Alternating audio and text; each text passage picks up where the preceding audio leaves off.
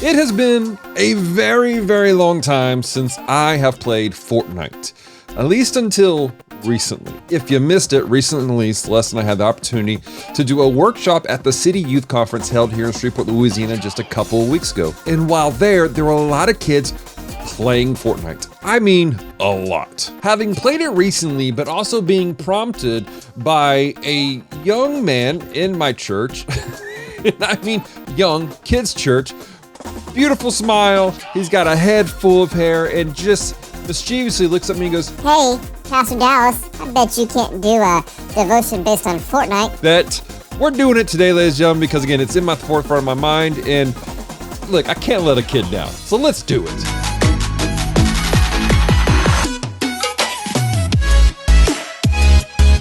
Hello, Devoted Geeks, and welcome to Geek Devotions, a show from Devoted Geeks who are devoted to letting you know you're loved. So if you don't watch past this moment of this, we love you, we care about you, there is a plan and a purpose for your life. Do not give up. As I said in my intro, it's been a long time since I played Fortnite, but because of the conference, because of the prompting of a young man at my church, I was like, let's get into some Fortnite. And I've been playing it for the last little bit, just on and off on the side, and there's some elements that I do genuinely enjoy. I forget how much I enjoy the format. What about Fortnite can we talk about? The basic structure of the game is real simple. You drop a bunch of people on a map, they duke it out, but there's this ever-closing storm coming in on top of you.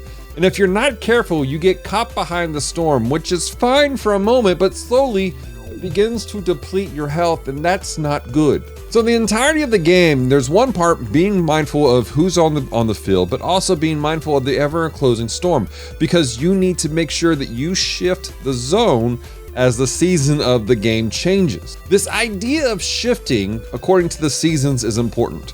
In life, there are different seasons that we will go through that are good and some of them are bad. In Ecclesiastes, Solomon talks about that, how there is a time and a season for everything. Times to laugh, times to cry, times to rejoice. All these different seasons, but we always have to be mindful of what season we're in. The problem we run into with life is that we will be stuck in a season where we're involved with something or we're taking care of a project, and we lose track because we get so enveloped in it, and before long, the storm has come upon us, and it's time for us to shift, but we're not shifting yet. And this is not good. There's a lot of reasons why we get stuck in these modes. And again, some of it's not even bad stuff. We're focused on really good things, the fun we've had, and the different things that are taking place in the area that we're dealing with.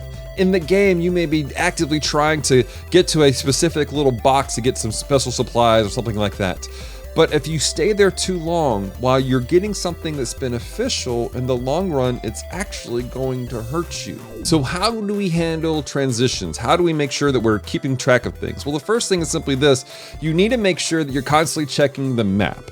When you play in the game, you're pulling out the map and it shows you the ever-enclosing thing. For us, being mindful of the map means being in prayer on a regular basis, being in the scriptures on a regular basis. These things help us to keep track of what's going on in our life as God communicates with us, because the reality is we're zoned in on the moment, but God, He's got that bird's eye view over your entire life, and He's going to let you know, hey, it's time to make a transition in this area. It's time to switch up things in this space because there are things coming. The time is done in this area. Time to move forward. I know this can be heartbreaking because we're so locked in on certain things, but another aspect of making these transitions well is not dwelling on the past. In Isaiah chapter 43, God's telling the people not to dwell on the past because He's doing a new thing. When God tells you that it's time to shift, it can be disheartening, but understand that while there are some good things there, what He has for you moving forward will be better. Now, that being said, sometimes that great thing that's beyond the moment we're in takes a bit of a journey and it takes a little bit of work. And that's hard to do sometimes. It's frustrating because we have to go through a terrible time frame. But at the end of the day, it's worth it. In Philippians, Paul's talking about his life and everything he's doing. And he says that no matter what situation he finds himself in, he can be content because he's trusting in the provision of the Lord, because he's trusting in what God has for him.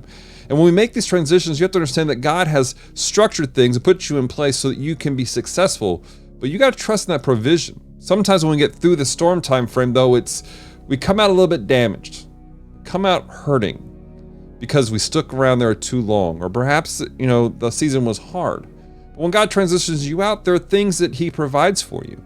In the game, you may be stuck behind enemy lines, but if you've been intelligent enough to handle things, I don't want to say intelligent, but I want to say if you've been preparing, you're playing correctly, and you may get out of the storm a little bit late, you're coming out with provisions. You're coming out with bandages and other things to patch yourself up so that you can continue playing the way you need to. And the last thing for being able to get through these storms, get through these transitions well, is something that it's hard to do sometimes. Now for me, I normally play solo, but there is something special about when you're able to squad up with a group of people, because when you're with a community, you have people who are mindful. They're helping you to keep track of the storm. They're helping you to provide things. And when you get through the storm frames, when you get through those transition time frames, they're there to help you, to give you equipment, to patch you up.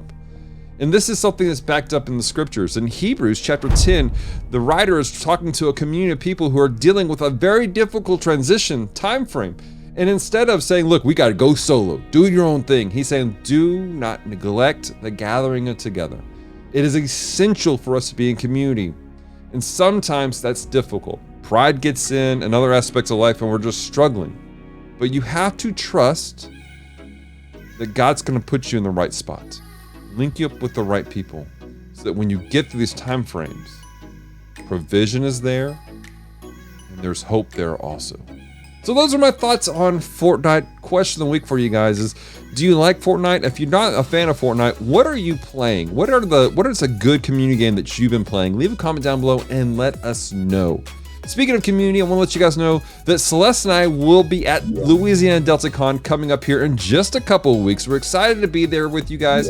If you're in the area, come by our booth, say hi, shake our hand, let us hug you, let us pray with you, let's encourage you. That's why we do this, is to be in community and to love on people. We'll love to see you guys there. Also remind you guys that while we're gonna be there, we have the digital communities. We have a Discord channel. We have the Facebook group Devoted Geek Life. Come be part of what's taking place. And always check our website, geekdevotions.com, for more information about our blogs, our podcasts, and everything else. And if you would like to help support us, if you'd like to help support us in doing things like going to Louisiana DeltaCon, like we're doing this, but it's not on our own. We're only able to do this because of our devoted Patreon geeks, because people have donated finances to help us to fund this as a whole, to get the supplies that we need, to have access to other things, to be able to go to Louisiana DeltaCon, to be able to get a hotel room for a single night so we can be there for a day to love on people. That's all thanks to our supporters. And if you'd like to become one of them, go to our website, geekdevotions.com, and click on the support page. Beyond that, like I said, guys, check out all of our stuff. We're on Facebook, we're on Instagram, we're on TikTok. But be part of the community, guys. We genuinely love you guys. We genuinely care about you. And when you come in and like there's a prayer request or something else, we genuinely take the time to pray with you and try to encourage you wherever you're at. So until next time, stay devoted. Peace and love.